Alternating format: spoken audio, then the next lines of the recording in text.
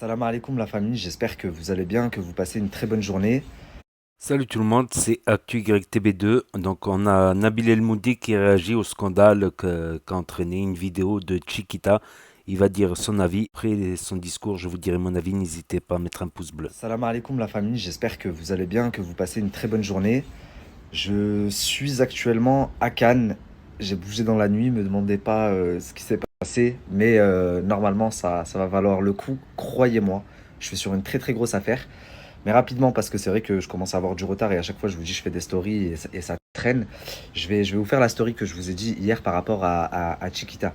Pour commencer, je vous ai posté hier une conversation entre moi et Chiquita pour que vous puissiez constater que en aucun cas, c'est pas parce que je la connais très bien ou qu'elle est chroniqueuse dans mon émission que je cautionne les propos qu'elle a eus.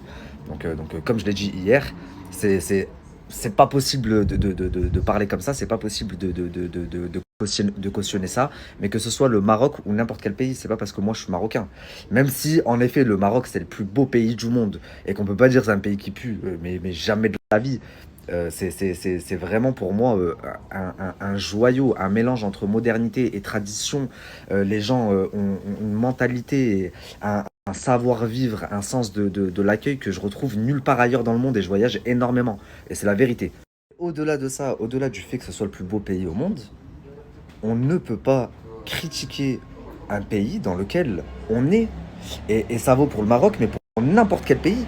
C'est-à-dire que tous les gens qui sont en France, pareil, qui profitent du système ou qui sont là pour telle raison ou pour telle raison, en vrai, on s'en fout, et qui disent à la fin, ouais, ce pays de merde, ce pays de merde, eh ben les gars, il faut partir de ce pays dans ce cas-là. Si pour vous c'est un pays de merde, de même que tu vas pas dans un pays en vacances, profiter du soleil, de la piscine et tout, et dire ouais, ce pays qui pue. On a le droit d'avoir des opinions. Chiquita, on la connaît tous, elle s'est fait connaître en France parce qu'elle a des avis très tranchés et que quand quelque chose lui déplaît, elle prend son téléphone, elle dégaine et elle dit ce qui va pas. Mais il y a des façons de faire. Maintenant, ce que moi je voulais dire, parce que c'est quelqu'un que je connais personnellement, à contrario de toutes les personnes là qui font des stories depuis plusieurs jours, je la connais très bien, on travaille ensemble. Chiquita, c'est un personnage, il faut la connaître, je pense, pour la comprendre. Donc les gens, ils voient d'elle une personne qui prend son téléphone et qui fait des coups de gueule quand elle voit quelque chose qui la débecte ou qui lui déplaît. Et c'est vrai que aujourd'hui, c'est comme ça qu'elle entretient sa médiatisation, etc. Et en soi, c'est aussi pour ça que je l'ai pris dans mon émission. Ok. Maintenant, quand je l'ai pris dans mon émission, par exemple, comme moi, j'avais des choses à revoir, je devais m'améliorer sur plein de points. Chaque chroniqueur avait des points sur lesquels il devait s'améliorer. Chiquita, elle devait revoir certaines choses, dont ça, par exemple. Maîtriser ses coups de gueule et ses façons de faire et ses façons de parler aussi. Ok. Je vais vous donner un exemple, la famille. C'est déjà arrivé, par exemple, en plateau, qu'on reçoit quelqu'un que Chiquita n'apprécie pas forcément. Et tellement dans le truc que elle va dire par exemple, eh, vas-y, ça pue ici, elle va sortir de la pièce parce qu'il y a la personne qu'elle apprécie pas. Après, donc on la reprend bien sûr par la suite, elle travaille là-dessus et d'ailleurs sur la dernière émission qu'elle a fait, si vous voyez les commentaires, tout le monde dit ah, c'est bien les efforts de Chiquita, ah franchement c'est bien quand elle est plus posément. Bah, tout ça c'est du travail. Maintenant, elle a été très très très très très très très très maladroite, moi-même je l'ai mal pris et je lui ai envoyé un message, mais à côté je la connais. C'est très très rare aujourd'hui de trouver quelqu'un d'aussi impliqué qu'elle dans n'importe quelle cause qu'on aborde, que ce soit les handicapés, les femmes battues, le racisme, et elle le fait pas parce que c'est l'émission, mais parce que son cœur lui dit de le faire. Et c'est pour ça que je suis allé la chercher pour mon émission, c'est pour ça qu'elle est chroniqueuse dans mon émission. Est-ce qu'elle est maladroite? Est-ce que des fois elle s'exprime très très mal?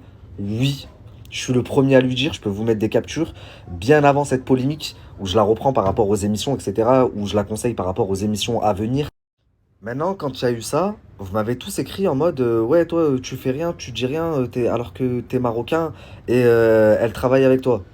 Mais les gars, dès que j'ai vu la vidéo, j'ai été le premier à lui écrire. C'est pas pour autant que j'en ai fait une story. Maintenant, vous, demain, vous avez un enfant, il va voler dans un magasin. Vous allez l'abandonner ou vous allez l'éduquer? Je sais pas si vous comprenez. Moi, si demain je fais une bourbe, j'espère bien que les personnes que j'estime, ils vont me montrer là où j'ai fait la bourbe et me faire prendre conscience des choses, mais pas m'abandonner. Donc est-ce que je vais me détourner d'elle parce qu'elle s'est mal exprimée? Non. Est-ce que je vais la tailler parce qu'elle s'est mal exprimée et lui faire prendre conscience? Bien sûr que oui.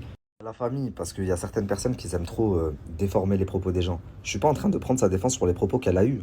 Que ce soit le Maroc ou n'importe quel pays, comme j'ai dit en début de story, c'est des propos condamnables. Il n'y a aucun problème. C'est un truc que j'aurais pu aborder dans une émission et elle le sait. C'est pour ça que ça m'a d'autant plus choqué. Je suis juste en train de dire que connaissant la personne, si ses propos, elle les pensait vraiment, est-ce que vous pensez que moi, Nabil El Moudni, vu comme j'aime mon pays, les gens qui me suivent, ils me connaissent, vu les principes que j'ai, je vais laisser passer ça. Jamais de la vie.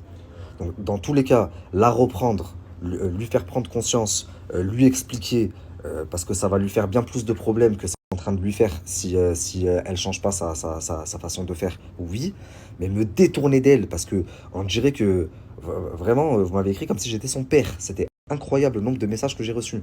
Non, je vais pas me détourner d'elle. Maintenant, demain, après-demain, je me rends compte qu'elle a un véritable problème contre le Maroc ou n'importe quelle ethnie ou pays qui soit. Bien entendu que je me détourne.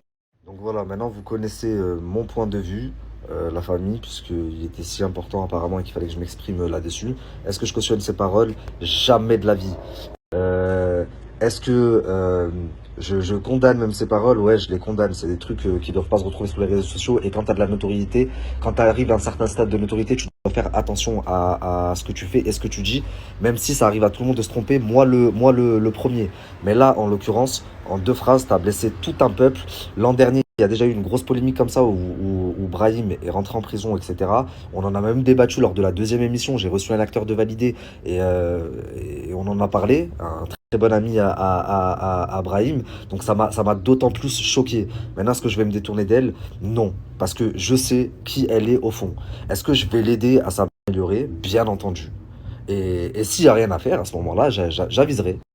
Donc voilà, c'était la vidéo de Nabil El Mouni et c'est exact, elle est chroniqueuse dans son émission.